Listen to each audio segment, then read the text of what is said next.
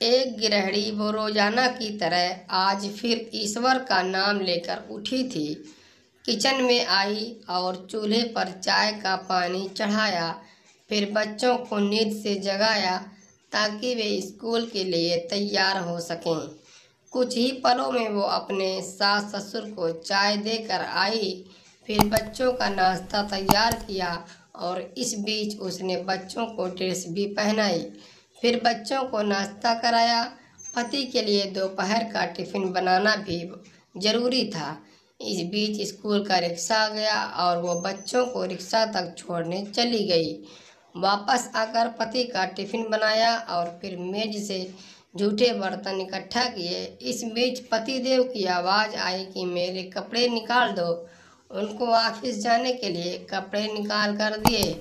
अभी पति के लिए उनकी पसंद का नाश्ता तैयार करके टेबल पर लगाया ही था कि छोटी ननद आई और ये कहकर गई कि भाभी आज मुझे भी कॉलेज जल्दी जाना है, मेरा भी नाश्ता लगा देना। तभी देवर की भी आवाज़ आई कि भाभी नाश्ता तैयार हो गया क्या? अभी लीजिए नाश्ता तैयार है। पति और देवर ने नाश्ता किया और अखबार पढ़कर अपने अपने ऑफिस के लिए निकल चले। उसने मेज से खाली बर्तन समेटे और सास ससुर के लिए उनका परहेज का नाश्ता तैयार करने लगी। दोनों को नाश्ता कराने के बाद फिर बर्तन इकट्ठा किए और उनको भी किचन में लाकर धोने लगी। इस बीच सफाई वाली भी आ गई। उसने बर्तन का काम सफाई वाले को सौंप कर खुद बेड की चादरें वगैरह इकट्ठा करने पहुंच गई और फिर सफाई वाली के साथ मिलकर सफाई में जुट गई। अब तक 11 बज चुके थे। अभी वो पूरी तरह काम समेट भी नहीं पाई थी कि काल बेल बजी। दरवाज़ा खोला तो सामने बड़ी ननद और उसके पति व बच्चे सामने खड़े थे।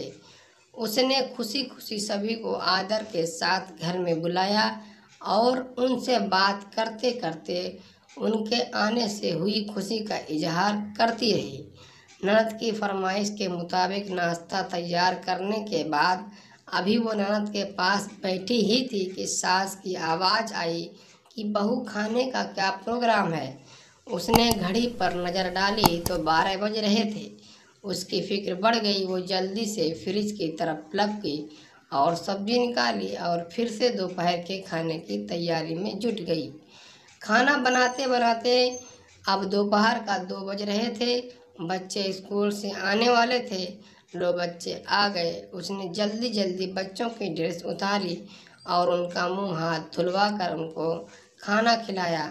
इस बीच छोटी ननद भी कॉलेज से आ गई और देवर भी आ चुके थे। उसने सभी के लिए मेज पर खाना लगाया और खुद रोटी बनाने में लग गई। खाना खाकर सब लोग फ्री हुए तो उसने मेज से बर्तन जमा करने शुरू कर दिए। इस वक्त 3 बज रहे थे। अब उसको खुद भी भूख का एहसास होने लगा था। उसने हाथ पाट देखा तो उसमें कोई रोटी नहीं बची थी। उसने फिर से किचन की ओर रुख किया। तभी पतिदेव घर में दाखिल होते हुए बोले कि आज देर हो गई, भूख बहुत लगी है, जल्दी से खाना लगा दो।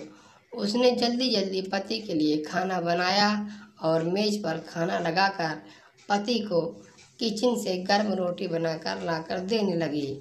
अब तक 4 बज चुके थे। अभी वो खाना खिला ही रही थी कि पतिदेव ने कहा कि आ जाओ तुम भी खा लो। उसने हैरत से पति की तरफ देखा तो उसे ख्याल आया कि आज मैंने सुबह से कुछ खाया ही नहीं। इस ख्याल के आते ही वो पति के साथ खाना खाने बैठ गई।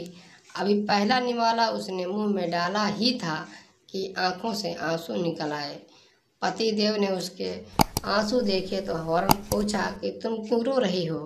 वो खामोश रही और सोचने लगी कि इन्हें कैसे बताऊं ससुराल में कितनी मेहनत के बाद ये रोटी का निवाला नसीब होता है और लोग इसे मुफ्त की रोटी कहते हैं।